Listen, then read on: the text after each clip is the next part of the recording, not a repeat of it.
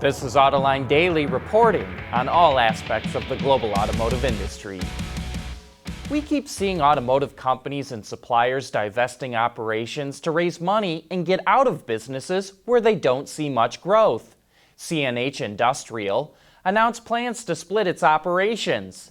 Its truck, bus, and engine division, which includes Iveco, will be spun into one unit, and its agricultural and construction divisions will be spun into another. CNH expects to complete the split by 2021. The company also announced a partnership with Nikola Motors to develop fuel cell and battery electric semi-trucks. CNH is taking a $250 million stake in Nikola. CNH's top shareholder is Exor, the holding group of the Agnelli family, which also controls FCA and Ferrari. And in related news, the giant German supplier Continental revealed it's considering spinning off its Powertrain division, as well as exploring a partial IPO with the new unit. While the company hasn't made a formal decision, it's already come up with a name for the new Powertrain division: Vitesco Technologies. On racetracks over the weekend, Charles Leclerc won his first Formula One race, powering his Ferrari to the checkered flag at the Belgium Grand Prix. In IndyCar, Will Power took his Penske Chevrolet across the finish line in front of everyone else. And in NASCAR, Eric Jones won the Darlington 500 in his Toyota Camry.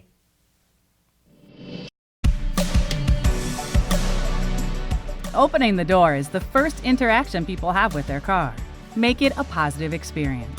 With XL Entry, we'll help you make it smoother, quieter, and safer. We are Keycurt, the global technology leader in automotive locking systems, with operations in Metro Detroit. Open the door to new access systems. Visit us on newentry.com. Keycurt, technology that leads. The Bugatti Chiron, with nearly 1,500 horsepower, is no doubt a fast car. But a special edition version of the car is the first near-production car to top the 300 mile-per-hour barrier. The car has a number of aerodynamic upgrades, most notably an extended rear tail section. There's also an additional safety cell added to keep the driver safe, and the already reinforced tires have another layer of reinforcement. Driver Andy Wallace was able to hit nearly 305 miles per hour in the official run, which means he was traveling 136 meters or roughly 446 feet every second. But this is something of a last hurrah for Bugatti. It says it's withdrawing from the competition of trying to produce the fastest serial production cars and will instead focus on other areas. And speaking of last hurrahs, BMW will end production of the slow-selling i8 next April and is sending the car off with a limited edition model. The Ultimate Sophisto Edition, which is available on both the Coupe and Roadster, marries a dark gray color with copper accents that's reflected in the paint, unique 20-inch wheels, and interior materials. Other touches include clear glass over the rear taillights and black painted calipers with blue accents. BMW is also giving a similar treatment to the i3, which it calls the Edition Road Style model. It will make 1,000 examples of the i3 and only 200 versions of the i8.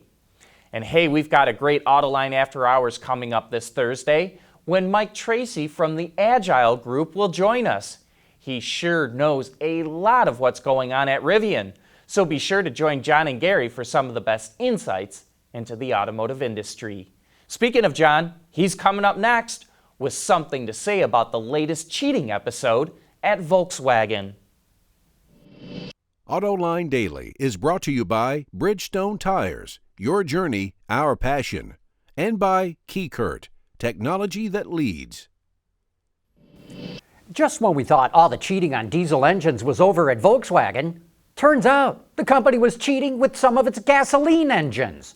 It used cheating software on 98,000 Audi, Bentley, Porsche, and VW models sold or leased from 2013 through 2017. As a result of a lawsuit filed by owners, VW will reimburse them, with the total cost coming to about $96.5 million. The software would determine when the cars were being tested by the EPA and would change the shift points to improve fuel economy by about 1 mile per gallon. Now, some people may think that's a minor infraction, but if VW tried to improve fuel economy that much through weight reduction, for example, it would have had to cut the weight of those vehicles by about 140 kilos, or 300 pounds. That would have entailed expensive material substitution, plus major re-engineering and retooling. VW must have decided that a few simple algorithms would be a lot cheaper than going through all that, and I can only imagine that the engineers who developed that software laughed at all their competitors as being a bunch of saps. Now the question is, are we at the end of all this cheating? And why did VW, which is trying to convince consumers that it's repented and turned a corner in a propaganda campaign titled Hello Light, have to be sued by its own owners to come clean that it also cheated with gasoline engines? Couldn't it have just come clean on its own?